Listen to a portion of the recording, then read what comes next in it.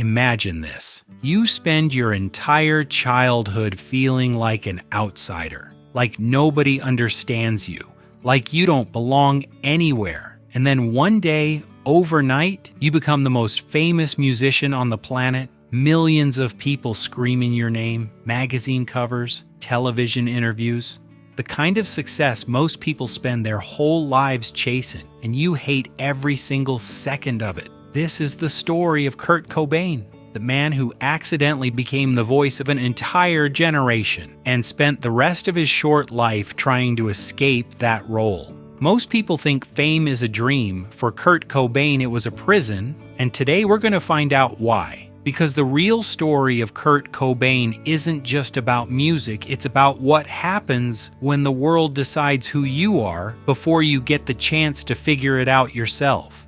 Kurt Donald Cobain was born on February 20th, 1967, in Aberdeen, Washington, a small, gray, rainy logging town in the Pacific Northwest, a place where nothing much happened, and where standing out was something people didn't particularly encourage. For the first 9 years of his life, Kurt was by all accounts a happy kid, energetic, creative, always drawing, always singing, always banging on things. And then when Kurt was 9 years old, his parents divorced. For Kurt, it wasn't just the end of a marriage. It was the end of the world as he knew it. He later said that from that moment on, he always felt different, always felt abandoned, always felt like he was on the outside of something that everyone else seemed to understand. He was shuffled between relatives, never fully settled. He wrote in his journal as a teenager, "I don't belong here. I don't belong anywhere." At 14, someone gave him a guitar, and everything changed. Music became the one place where Kurt felt completely himself, where the anger, the loneliness, the confusion, all of it made sense. He dropped out of high school at 17. He slept under a bridge. He slept on friends' couches. He played music every spare moment he had. In 1987, Kurt Cobain and bassist Chris Novoselic formed Nirvana in Aberdeen, Washington. They were broke, unknown, and playing to audiences of 20 people in small clubs. In 1990, drummer Dave Grohl joined the band. In 1991, Nirvana released an album called Nevermind, and Kurt Cobain's worst nightmare began. September 24th, 1991, Nirvana releases Nevermind. The record label expected it to sell maybe 250,000 copies. Within weeks, it was clear something unprecedented was happening.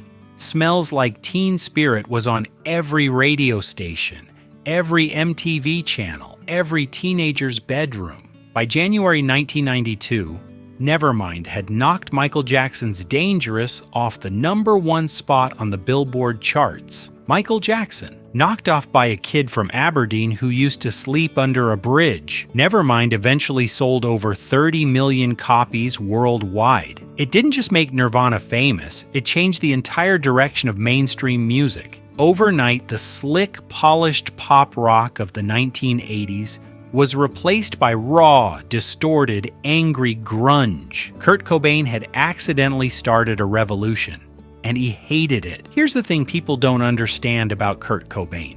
He didn't make music to be famous.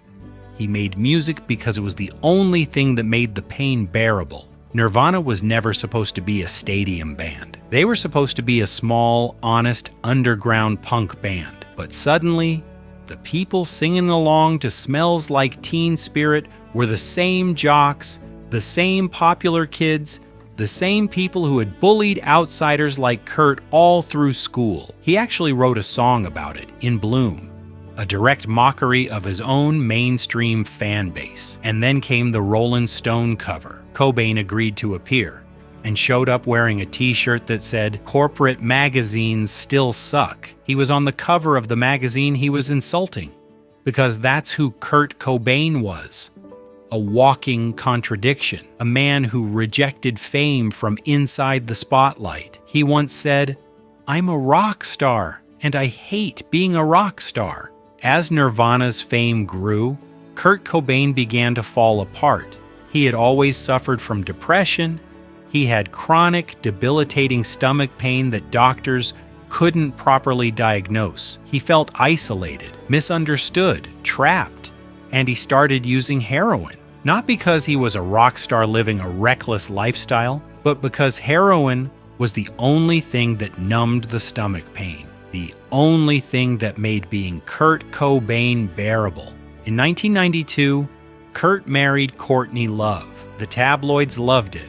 Every argument, every difficulty, every personal struggle was front-page news.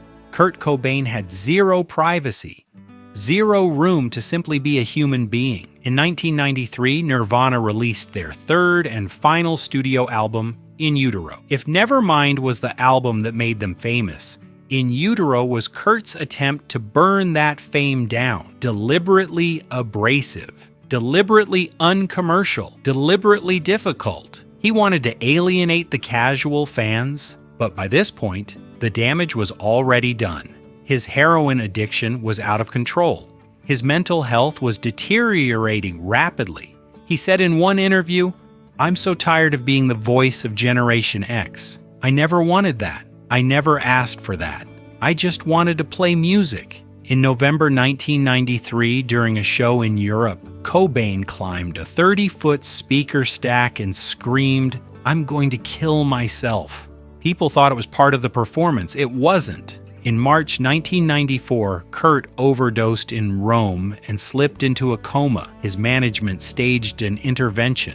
Friends, family, everyone who cared about him gathered to beg him to get help. He agreed to check into a rehabilitation center in Los Angeles. 3 days later, he climbed over the wall and disappeared. He returned to Seattle, and on April 5th, 1994, Kurt Cobain died. He was 27 years old. Kurt Cobain spent his entire career fighting against the fame that was consuming him. And here is the deepest irony of his story.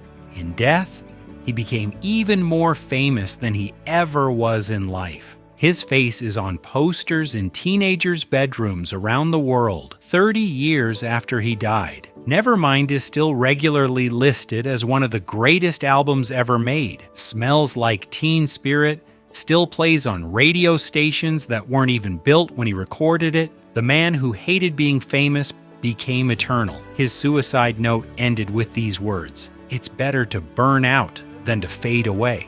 Over 5,000 fans gathered at a candlelight vigil in Seattle. Around the world, young people who felt exactly what Kurt had always felt, like outsiders, like misfits, like they didn't belong, mourned one of their own. In 2014, 20 years after his death, Nirvana was inducted into the Rock and Roll Hall of Fame. Kurt Cobain, the man who wore corporate magazines still suck on a Rolling Stone cover, was now a Hall of Fame inductee. The institution he spent his life fighting had made him immortal. There is one more thing worth saying. Songs that told millions of lonely, confused, angry young people you are not alone, that your pain is real, that your anger is valid, that you don't have to pretend to be okay when you're not. He hated being famous, but the music he made while trying to escape that fame changed lives. It still does. Kurt Cobain was born in a small, rainy town where nobody believed in him. He built something extraordinary from nothing, from sleeping under bridges to selling 30 million records. And then the very thing he built became the thing that destroyed him. Fame isn't always what it looks like from the outside. And the music industry has a long history of taking people who are already struggling and grinding them down until there's nothing left. If this story moved you, subscribe. Every week on this channel, we uncover the real stories behind the music, the scandals, the betrayals, the human beings behind the icons. And drop a comment, do you think the music industry could have saved Kurt Cobain? Or was the system always going to break him? I read every single one.